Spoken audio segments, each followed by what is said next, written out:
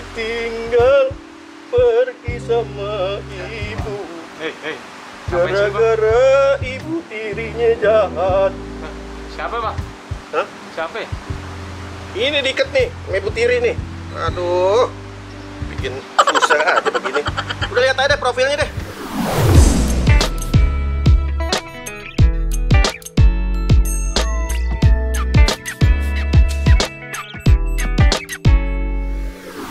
Yes, itu dia tadi. Lo semua udah lihat profilnya. Siapa bintang tamu kita kali ini? Pasti berkaitan dengan yang tadi. Kenapa tadi gua ada yang nyiksa di opening, nggak pernah-pernahnya 20 episode lebih saya disiksa, ya kan? Udah, jangan lama-lama lagi. Orangnya udah ada di sebelah gue. Langsung aja kita sambut, ya kan? Lisaci. Hai. Kenapa jadi baru di Nggak apa-apa dong, jadi luar kan touch up. biasa. Wanita yang satu ini teman santai, ya kan? Lisaci. Gue manggilnya apa nih? Li aja, Li. Lisaci. Li aja. Bunda, tante. Jangan bunda dong, masa tante? Tapi Li aja. Li aja. Ya udah, berarti manggilnya saya. Luar biasa. Oh, nggak apa-apa sih. Okay. Kan statusnya udah single. Oh, udah single. Udah single. Ah, teman santai. Ini kayaknya episode spesial teman santai. Jadi yang selama ini gue selalu diadu dengan apa? Dengan bintang tamu masalah kejombloan ini. Ya jadi, biar nggak jomblo lagi kan. Amin. Terus gimana nih? Udah lama nggak ketemu, ya kan? Iya. Sekarang kayaknya lagi apa ya? Lagi fresh. Berbinar-binar. Harus fresh. Nah, terus tadi menyangkut tadi dulu untuk prolognya nih. Oke. Tadi kan tangan gue diikat tuh. Oh, lu diikat ya? Diikat gue. Sadis ya? Sadis tuh. Oke. Itu mengingatkan gue pada sebuah film zaman dulu, Ari Anggara.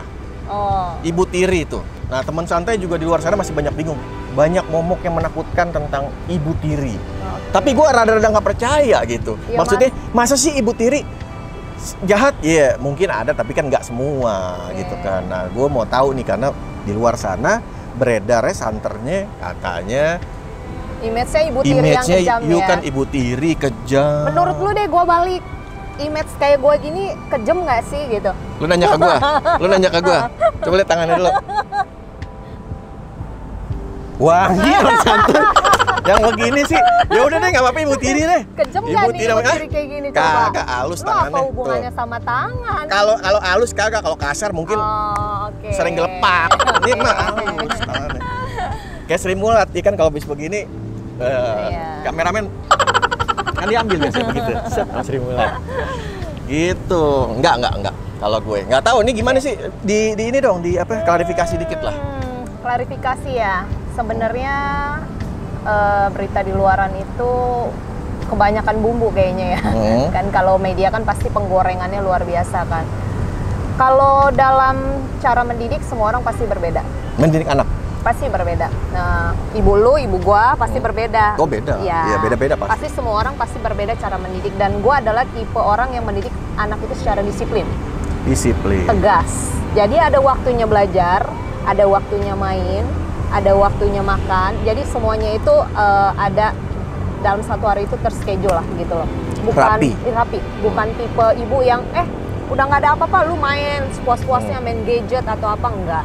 Dan emang gue membatasi ya, mau anak kandung gue atau anak sambung. Jadi lebih yang bangun tidur dia harus bisa rapihin tempat tidur sendiri, mandi sendiri, beresin barang sekolah sendiri. Jadi gue sebagai orang tua gue berpikir gini, kenapa gue mendidik anak seperti itu?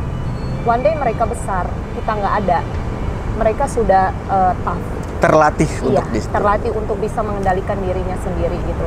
Dan gue bukan tipe ibu yang segala hal gue manjain, itu gue bukan tipe orang seperti itu. Nice. Jadi udah terschedule rapi.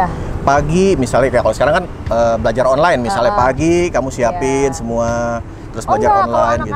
Anak gue ya, itu belajar online pun dia sudah bisa semua sendiri. Karena apa? Emang dari kecilnya sudah dididik seperti itu gitu loh. Jadi contohnya kalau ketika kita pergi nih keluar kota atau apa, dia bisa atur belajar dia sendiri, kerjain tugas dia sendiri, mandi sendiri, makan sendiri, bahkan susun semua barang-barang dia sendiri gitu. Jadi kita ini sebagai orang tua aja memantau, memperhatikan aja. Paling kalau ada kurang-kurang dikit baru tegur dikit, nggak begini harusnya gitu. Bukan menghukum ya, lebih yang seperti kalau kita kasih tahu, oh kamu salahnya seperti ini gitu. Jadi mereka bisa memperbaiki. Gue sih tipe orangnya gitu loh, bukan tipe orang yang kalau anak nangis-nangis di mall minta mainan guling-guling terus gue harus turutin gitu, enggak. Gue tipe yang enggak, gue biarinin itu anak nangis. Biarinnya digulung-gulung? Biarinin. Nah gue tipe orang seperti itu. Nah tapi untungnya kan jadi ini kan dua pola asuh yang berbeda. Nah anak dari mantan suami gue itu kan dimanja.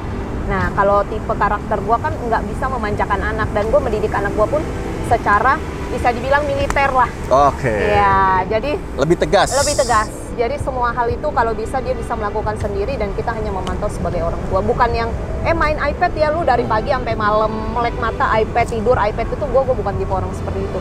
Dan kontrol untuk ke dokter pun itu rutin. Oh begitu. 6 bulan sekali pasti gue ajak untuk periksa mata. Jadi justru dokter loh yang ngajarin gue. Jadi kalau anak-anak main iPad itu sehari 30 menit. Bukan kan ada pola atur orang tua yang main iPad 1 minggu sekali misalnya gitu. Itu sebenarnya salah.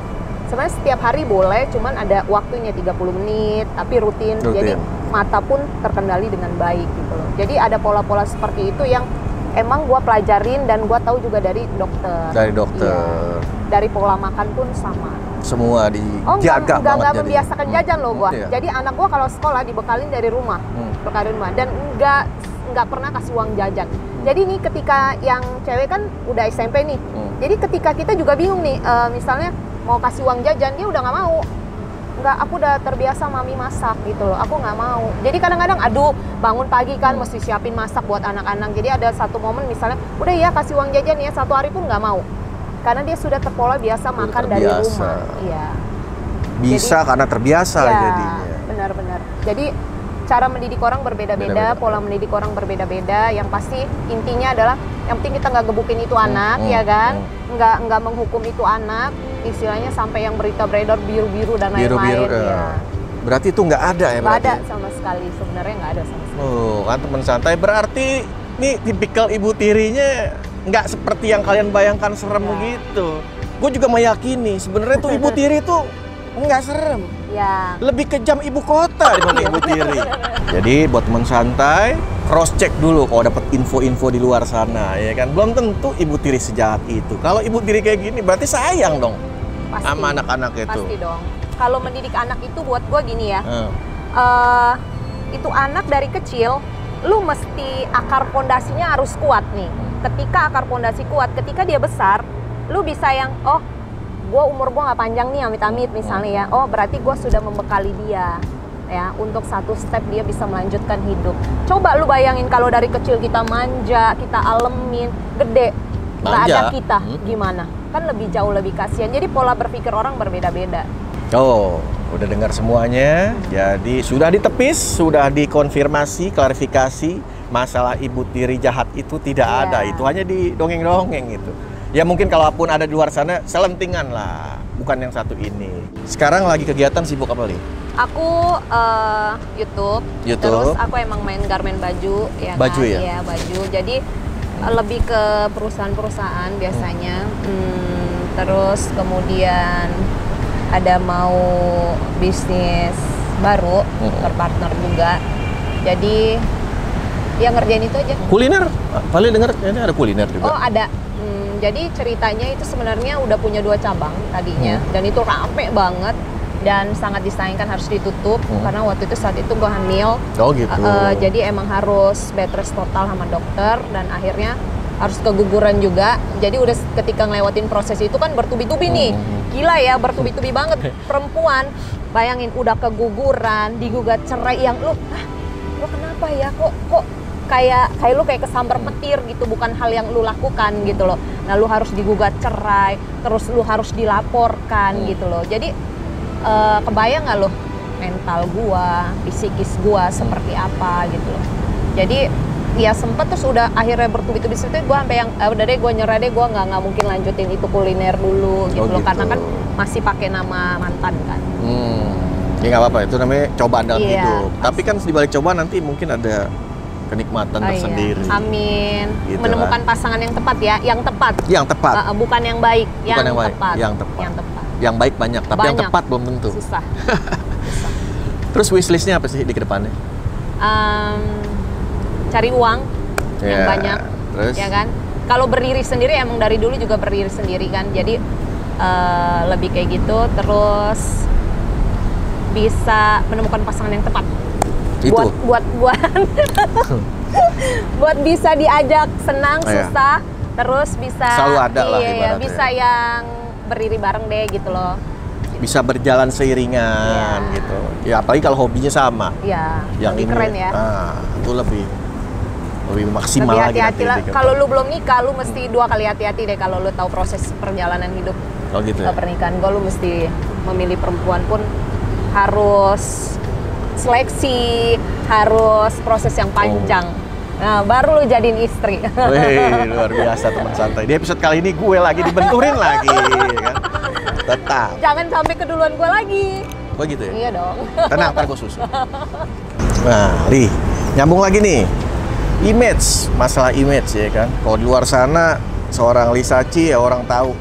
Ya, cantik, seksi. Terus tadi diterpa rumor-rumor nggak sedap, ibu tiri kejam. Udah diklarifikasi. Nah ini ada lagi. Matre katanya. Sorry, matre katanya. Iya, matre ya. Nah ini bisa dijelasin nggak kronologinya kenapa jadi sih dibilang matre gitu? Apa sih? Sebenarnya kalau gue sebenarnya nggak peduli sih, maksudnya orang mau ngomong apa kan dia kan nggak tahu bagaimana kita gitu. Sebenarnya mereka yang bilang matre itu salah besar karena gini, gua itu bersama mantan itu benar-benar start dari nol, bukan nol loh, minus. Jadi pasangan gue itu benar-benar dalam keadaan minus. Jadi emang gua support, jadi kayak melunaskan hutang, kartu kredit, sampai biaya pernikahan pun dari gua.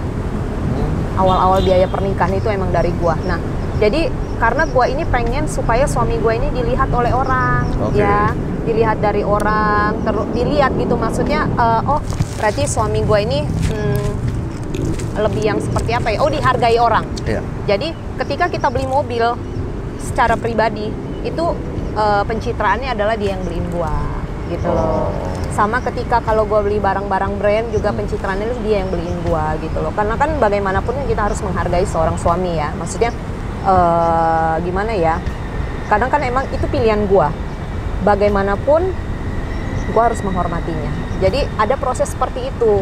Jadi ketika misalnya kayak netizen bully atau apa, gue nggak ambil pusing karena emang pada dasarnya adalah sama ketika image gue sebagai ibu tiri yang kejam, gue juga nggak ambil pusing dan gue nggak takut. Karena apa? Karena gue tidak melakukan itu sama sekali gitu. Kenapa gue sampai sekarang diam? Itu ada step by step yang emang gue itu kan sudah di ranah polisi dan gue nggak boleh sembarangan ngomong gitu loh. Jadi gue mempercayakan juga pihak kepolisian, menghormati pihak kepolisian untuk memproses semua ini gitu loh. Dan percayalah kebenaran itu pelan-pelan pasti akan terungkap. Pasti terungkap gitu. Seperti apapun ya, kita orang misalnya termasuk menzolimi kita, termasuk kan kayak gini, termasuk pencemaran nama baik gitu loh. Gue yang lebih, ketika bokap gue bilang ikutin prosesnya, oke, gue ikutin. Mau seberontak apapun gue ya, gue ikutin prosesnya itu gitu loh. Jadi gue nggak pernah takut. Gue nggak pernah peduli juga sama netizen atau bulian mereka, bahkan gue doain mudah-mudahan mereka mengalami hal yang sama yang seperti gue lakukan. Mau nggak mereka gitu loh. Jadi ketika mereka membuli itu udah doa buat mereka akan mengalami hal yang sama seperti apa yang gue alamin gitu. Jadi ada step by step proses yang emang harus gue lewatin juga, dan emang gue nggak boleh juga up ke media atau membersihkan, kenapa sih Kali diem aja, banyak yang DM gue atau apa langsung, ya? Kali kenapa sih Kali diem aja, kita tahu loh Kali nggak salah gitu loh, kita tahu Kali nggak seperti itu, kenapa Kali nggak up, kenapa Kali nggak ngomong gitu secara langsung seperti itu. Tapi gue nggak lakukan itu karena buat gue ketika gue berbicara itu aibnya udah akan terbongkar semua gitu loh. Jadi gue juga kasihan gitu, harus nama baik dia harus hancur, bahkan 2 kali bisa lebih hancur dari gue gitu. Jadi gue lebih yang ayo udahlah, gue berpikir step by step dia proses selesai, karma kan juga lebih dahsyat dari itu. Time will end first, yes, kan? Gila, luar biasa. Jadi kalau kita ngerasa bener mau ngapain ditutup-tutupi, ntar juga bakal kebuka dengan sendirinya kok. Jadi buat mereka gitu ya, kayak netizen gue baca, ih matre, pantesan ditinggalin gini. Gue hanya mendoakan mereka loh. Gue doain mereka mengalami hal yang sama seperti gue gitu loh. Jadi biar mereka mengalami dan mereka merasakan sendiri gitu loh. Termasuk doa yang jahat sih sebenarnya, sampai berdoa gue harus mereka mengalami, netizen yang ngebully harus mengalami seperti itu, tapi itulah proses hidup gitu loh.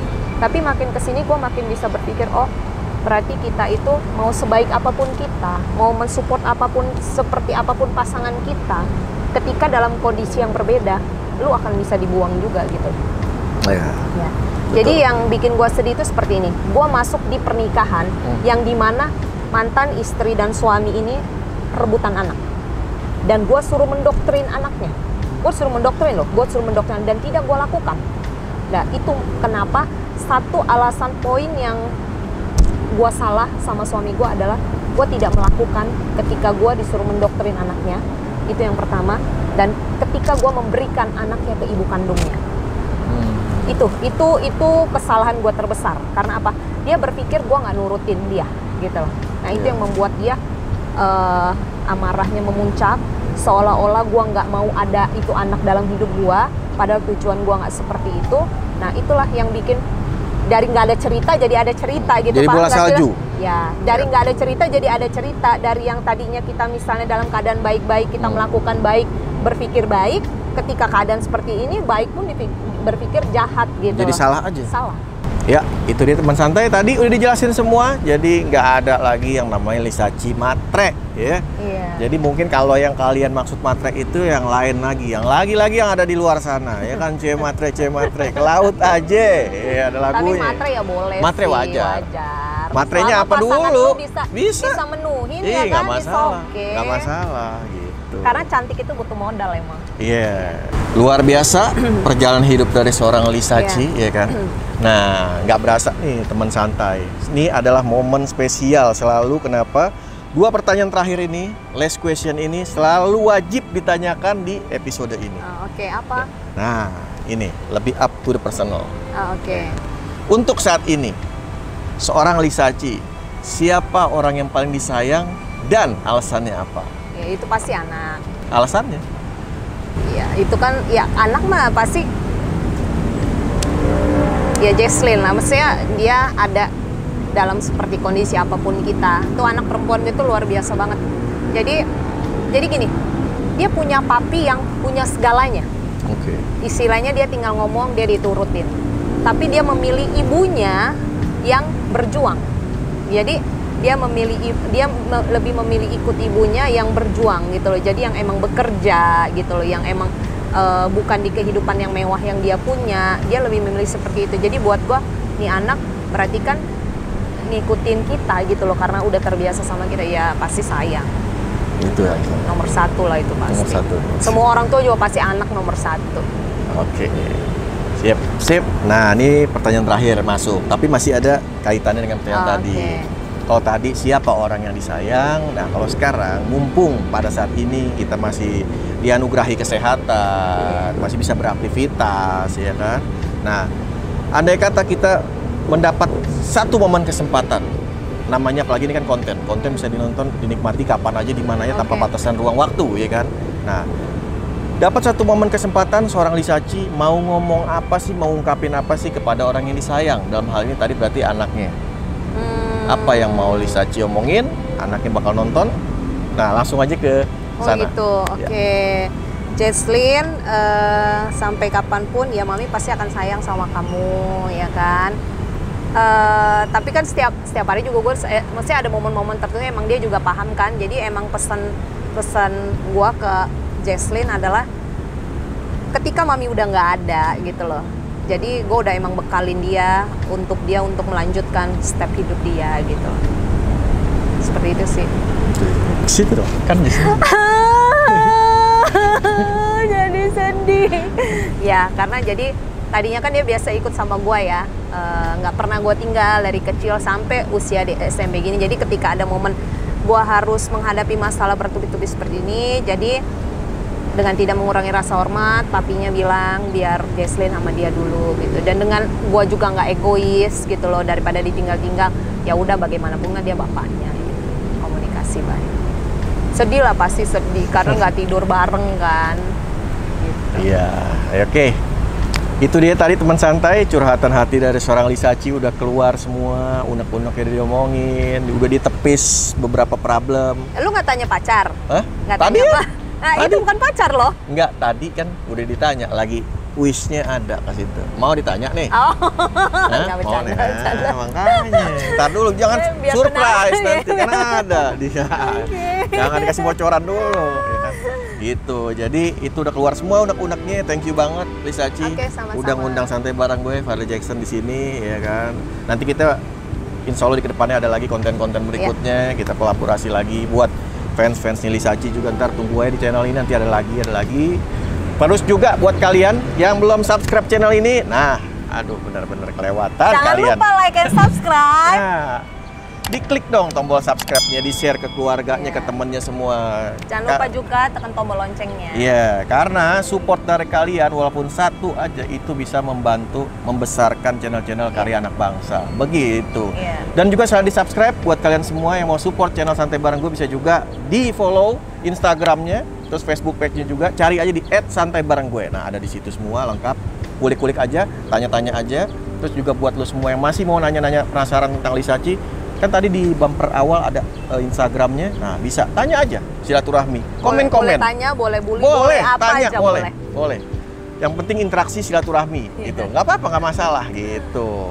Oke, sampai di sini dulu episode Curah Santai bersama gua Farley Jackson dan Lisaci. sampai ketemu di next episode. See you and bye-bye. Bye-bye.